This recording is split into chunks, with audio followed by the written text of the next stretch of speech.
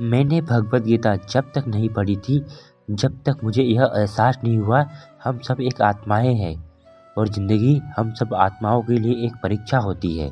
हमारी सभी समस्याओं का हल एक ही किताब में है जिसका नाम है भगवद गीता। भगवद गीता में कुल 18 अध्याय है। यह श्री कृष्ण द्वारा दी गई थी जब महाभारत का युद्ध प्रारंभ होने वाला था और अर्जुन के सवालों का जवाब श्री कृष्ण ने दिया था। गीता के सभी अध्याय संस्कृत भाषा में लिखे गए हैं, लेकिन यह समझना आसान होता है क्योंकि यह हिंदी में वर्णित की गई है। अगर आपकी ज़िंदगी में समस्याएं हैं तो समस्याओं का समाधान है जिसका नाम है भगवद गीता। जब महाभारत के युद्ध में लालच की होड़ में भाई ने भाई को मारने की कोशिश की, तब श्री कृष्ण ने यह गीता का पाठ सुनाया। और यही नहीं, एक विवाहित स्त्री को भरी सभा में अपने से बड़ों के सामने नग्न करने की कोशिश की गई, तब यह भगवद गीता सुनाई गई। इससे पहले कि एक धर्म युग खत्म होकर कलयुग प्रारंभ होता, उससे पहले मानव जाति की कल्याण के लिए श्री कृष्ण ने यह भगवद गीता सुनाई। कुरान, तुरा, बाइबल, कुरान, श्रीमद् भगवद गीता ये ईश्वर द्वारा दी गई किताबें हैं जो कि किसी एक धर्म के लिए नहीं है, ये संपूर्ण मानव जाति के लिए है। भगवद गीता के ज्ञान द्वारा ही एक आत्मा को मृत्यु के बाद परखा जाएगा, उसी हिसाब से उसे जन्म और मृत्यु के सैया से मोक्ष मिलेगा। श्री कृष्ण जी भगवद गीता में कहते हैं, मैं ही सबकी शुरुआत हूँ, मैं अभी भी हूँ और सभी के अंत तक भी हूँ। न कोई मेरा आदि है न कोई मेरा अंत है, हर जगह विद्यमान मैं हूँ। जो भी तुम देख सकते हो, जो भी तुम छू सकते हो, जो भी तुम सुन सकते हो, वो मैं ही हूँ। हर चीज़ मुझ में है और मुझ में ही हर चीज़ है। ये धरा, ये नदी, ये पहाड़, ये चांद, ये सितारे, ये मानव, ये कर्मयोग, हर चीज़ मैंने बनाई है। ये मेरे द्वारा उत्पन्न की गई चीज़ें हैं। ये मैं ही हूँ। मैंने ही झूठ, मैंने ही पाप, मैंने ही मानव, मैंने ही शैतान, मैंने ही पाप, मैंने ही अहिंसा, मैंने ही हर चीज़ बनाई। मैं सर्वव्यापी हूँ, मैं ही हूँ, मैं ही हूँ, बस मैं ही हूँ। मैं ही सब ब्रह्मा बन के निर्माण करता हूँ और मैं ही रुद्रा बन के नष्ट करता हूँ। मैंने ही इंसान के लिए 5 इंद्रियाँ बनाई हैं।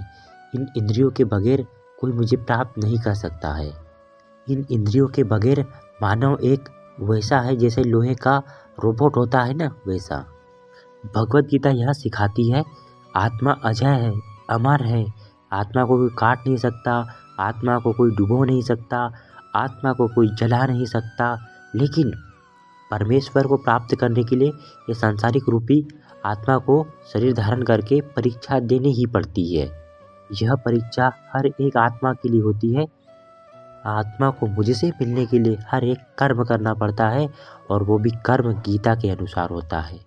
हर एक आत्मा को मुझसे मिलने के लिए ये सांसारिक रूप में आकर कर्म करना ही पड़ता है। और 88 करोड़ योनियों के बाद मानव को एक मानव रूपी शरीर मिलता है, लेकिन वह स्त्री, भोग विलास और अय्यासी और अपनी इंद्रियों के प्रति सजग न रहकर बिता देता है और वह मानव रूपी शरीर को नष्ट कर बैठता है। बस इसी गलती को समझाने के लिए मैंने भगवद गीता का निर्माण किया। आपको हर एक परीक्षा के लिए अपने ही भाई बहन, माता पिता के साथ डाला जाता है, जिससे कि हर एक आत्मा को सांसारिक जीवन से निकलकर एक सात्विक और सन्यासी जीवन में मिलने के मौके मिलते हैं और हमारे तामसिक गुणों को पहचाना जाता है। सांसारिक जीवन में तामसिक गुण वह गुण होते हैं जो हमारे अंदर हीन भावना को उत्पन्न करते हैं और हमारे राजसिक गुण हमें दूसरों के प्रति हिंसा की भावना पैदा करते हैं। जीवन में हर एक आत्मा को अपने तामसिक और राजसिक गुणों को पहचान कर और उसे सुव्यवस्थित ढंग से व्यवस्थित करके परमेश्वर को प्राप्त करना मोक्ष कहलाता है। और हाँ, सात्विक गुण वह गुण होते हैं जो कि आसपास के मानव को मानवता सिखाता है और जीव जंतु के प्रति मानव धर्म सिखाता है। यह सात्विक गुण होता है, इसके द्वारा आप परमेश्वर को प्राप्त कर सकते हो। और हाँ, सात्विक गुण यह गुण होते हैं कि आप 5 इंद्रियों पर विजय कैसे प्राप्त करें। और प्रमुख इंद्रिय वासना, अगर आप पैदा होते हो तो उसके 10 वर्ष बाद से आपकी वासना प्रारंभ हो जाती है, लेकिन मृत्यु तक यह वासना रहती है। जिस व्यक्ति ने वासना पर विजय प्राप्त कर लेता है वही संसार रूपी और मोह माया रूपी जीवन से ईश्वर के चरणों पर चला जाता है और उसके लिए मोक्ष के द्वार स्वयं मैं खोलता हूँ, स्वयं मैं खोलता हूँ। अगर कोई व्यक्ति मुझे पाना चाहता है तो उसे यज्ञ हवन पूजन करने की कोई आवश्यकता नहीं है। मैं उसे फूल रूपी श्रद्धा से ही प्रसन्न हो जाता हूँ और उस व्यक्ति के लिए मैं खुद अपने द्वार खोल देता हूँ और मोक्ष के द्वार उसे हमेशा अपनी ओर आकर्षित करते हैं। मोक्ष मोक्ष यह है, अगर आप मोह माया पांचों इंद्रियों पर विजय प्राप्त करके वासना को हरा देते हो तो आप मोक्ष को प्राप्त कर सकते हो। लेकिन आपको काम वासना को पूर्ण तरह हराना होता है। परीक्षा के दौरान प्रत्येक आत्मा को जीवन के 4 स्तंभ धर्म, कर्म, अर्थ और मोक्ष का ज्ञान प्राप्त करने के बाद ही मेरी प्राप्ति होती है। मुझे प्रत्येक आत्मा प्राप्त कर सकती है, लेकिन प्रत्येक आत्मा में साहस होना चाहिए और मानवता होनी चाहिए। अगर कोई व्यक्ति जब मरता है तो मरते समय वह किसी स्त्री के प्रति सोचता है, अपनी कामवासना को पूरा करना चाहता है, तो वह 88 करोड़ योनियों में फंसा रह जाता है। अगर मृत्यु के क्षण वह बहुत मूल्यवान क्षण होता है। कोई व्यक्ति मेरा विचरण करता है, मेरा ध्यान करता है, तो वह सीधा मुझ तक आता है। और हाँ, अगर कोई व्यक्ति निष्काम कर्मयोग के मुझे प्राप्त करना चाहता है तो मैं उसके लिए हमेशा अपने द्वार स्वतंत्र रखता हूँ, क्योंकि निष्काम कर्मयोग वह व्यक्ति कर सकता है जिसे संसारिक जीवन से कोई मोह नहीं हो, और वह सीधा मैं ही हूँ। पहला स्तंभ होता है जीवन का धर्म। धर्म शेर का प्रतीक होता है। धर्म वही है जो आपका दिल माने, जो आपकी आत्मा माने और जो भी किसी व्यक्ति के साहस और शक्तिशाली होने का परिचय देता है। धर्म वही होता है। मानव को मानव समझना और हर एक वस्तु जीवंत प्राणी के प्रति मानव धर्म का पालन करना ही सच्चा धर्म होता है, और यह आत्मा पर निर्भर करता है वह किस प्रकार का धर्म करती है। और हाँ, हर एक प्रत्येक मनुष्य को जीवन भर धर्म का पालन करना अनिवार्य होता है। जीवन का दूसरा स्तंभ अर्थ होता है। इसका प्रतीक होता है घोड़ा। प्रत्येक आत्मा जीवंत पर्यंत होने का प्रमाण देती है। घोड़े का प्रतीक मन होता है। मन बहुत चंचल होता है, लेकिन वह अपने रिश्ते नाते, मोह और किसी स्त्री का सुख देना, पुत्र का सुख देना या पुत्री का सुख देना, यह उसका प्रतीक होता है, यह उसका कर्म होता है। जब यह मन करता है तो वह मन सच्चा मन होता है और वह सीधा परमेश्वर के द्वार जाता है। और तीसरा स्तंभ होता है काम का। काम, क्रोध, मोह, लोभ, माया, यह जीवन के 4 स्तंभ होते हैं।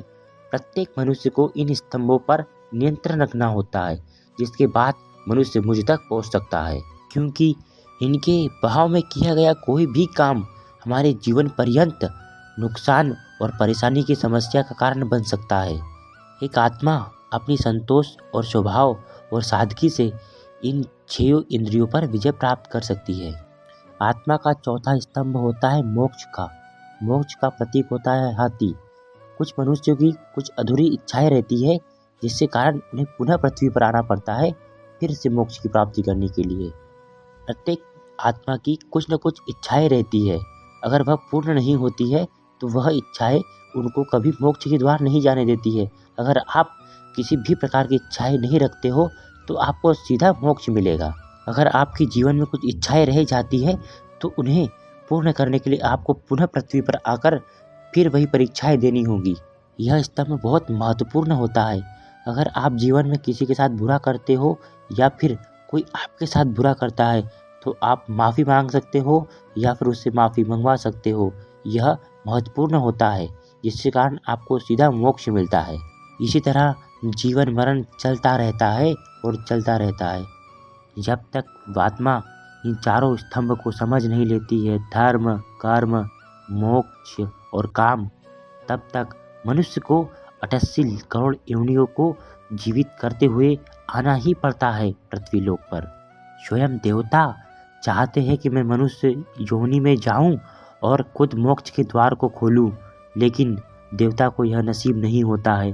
लेकिन मूर्ख व्यक्ति, मूर्ख मनुष्य, मूर्ख आत्मा जीवन भर अपने मोह, लोभ, क्रोध, वासना को पूरी करने के लिए बस भटकता रहता है और अपनी इच्छाओं की पूर्ति के लिए पृथ्वी पर लगातार आता रहता है। लेकिन मैं हर एक आत्मा को मौका देता हूँ कि वह मुझ तक पहुँचे। जब कोई आत्मा सारी परीक्षाओं को पास कर लेती है तो वह मुझ में विलीन हो जाती है। अपने कुछ अच्छे कर्मों के कारण कुछ आत्माएं स्वर्ग में चली जाती है और कुछ बुरी आत्माएं नरक में चली जाती है। किंतु प्रत्येक आत्मा का अपना हिसाब होता है। हिसाब खत्म होने के बाद उन्हें पुनः पृथ्वी लोक पर परीक्षाओं को पास करने आना पड़ता है। नरक में प्रत्येक आत्मा को अपने कर्मों के हिसाब से सजा मिलती है और स्वर्ग में प्रत्येक आत्माओं को अपने कर्म के हिसाब से सुख मिलता है। प्रत्येक मनुष्य को मृत्यु लोक पर जन्म लेना ही पड़ता है और अपने कर्मों के हिसाब से और परीक्षाओं को पास करते हुए जीवन पर्यंत की परिभाषा लिखी जाती है। परंतु कोई वर्ष भर जिए या फिर कोई हजारों वर्ष जिए, लेकिन उसकी मृत्यु निश्चित होती है। धरा पर जो व्यक्ति आया है उसकी मृत्यु निश्चित है। उसे कर्मों के हिसाब से मृत्यु मिलेगी और जिस तरह के कर्म होते हैं उसी प्रकार से उसे सजा और उसी प्रकार से सुख भी मिलता है। जब आत्मा अपने अच्छे कर्म खत्म होने के बाद पृथ्वी लोक पर फिर पुनः आती है उन सभी परिभाषाओं को लिखने के लिए, तो उसे फिर ही 4 स्तंभ धर्म, कर्म, वासना, मोक्ष को पार करना पड़ता है। भगवद गीता यह सिखाती है, अगर कोई मनुष्य मुझे प्राप्त करना चाहता है तो वह बिना किसी यज्ञ हवन के झंझट में बिना पड़े दिल से मुझे चाहता है तो मैं उसे स्वयं मोक्ष को प्रदान करता हूँ। वह मुझ में विलीन हो जाता है। आत्मा को परिभाषाओं को और परीक्षाओं को पार करने के लिए हजारों समस्याओं का सामना करना पड़ता है। हजारों समस्याओं का हल इस भगवद गीता में लिखा गया है। अगर मुझ तक पहुँचना है तो आपको भगवद गीता जरूर पढ़ना पड़ेगा। यह श्री कृष्ण की वचन है। मुझ तक पहुँचने या मुझे पाने के लिए व्यक्ति जो कर्म कहता है उसे कर्मयोग कहते हैं और कर्मयोग मुझ तक आपको सीधे लेकर आता है। सन्यासी लोग व्यक्ति को संन्यास भाव उत्पन्न करके, वैज्ञानिक लोग अच्छी अच्छी खोज करके मानव को जीवन को सुखद बनाने के लिए, स्वामी विवेकानंद जैसे लोग मानव धर्म को साहस देने के लिए और उसी प्रकार मदर टेरेसा प्यार बांट के हजारों लोगों ने किसी न किसी रूप से किसी न किसी मानव धर्म को पालन करते हुए हर परीक्षा हर परिभाषा को प्राप्त करते हुए ईश्वर को पाया है। अगर आपकी हजारों समस्याएं हैं तो हजारों समस्याओं का हल भी है। इसके लिए आपको हर एक बुक पढ़ना पड़ता है, लेकिन अगर सिर्फ आप हजारों बुक पढ़ते हैं या फिर एक श्रीमद् भगवद गीता, तो आप श्रीमद् भगवद गीता को पढ़ते हैं तो आप हजारों किताबों को से भी ज़्यादा ज्ञान ले लेते हो। भगवद गीता सर्वश्रेष्ठ होती है। अगर आप अपनी समस्याओं का हल पाना चाहते हो तो भगवद गीता पढ़िए। अगर आपको यह वीडियो सही लगता है, वीडियो अच्छा हो तो शेयर कीजिए, लाइक कीजिए, किसी की लाइफ बदलिए शेयर करके इस वीडियो को। मैं अपने सभी मित्रगणों से यह अनुरोध करता हूँ कि इस वीडियो को ज़रूर शेयर कीजिए ताकि आपकी ज़िंदगी बदले तो उनकी भी ज़िंदगी बदले और उनकी समस्याओं का हल मिले। जय श्री कृष्ण।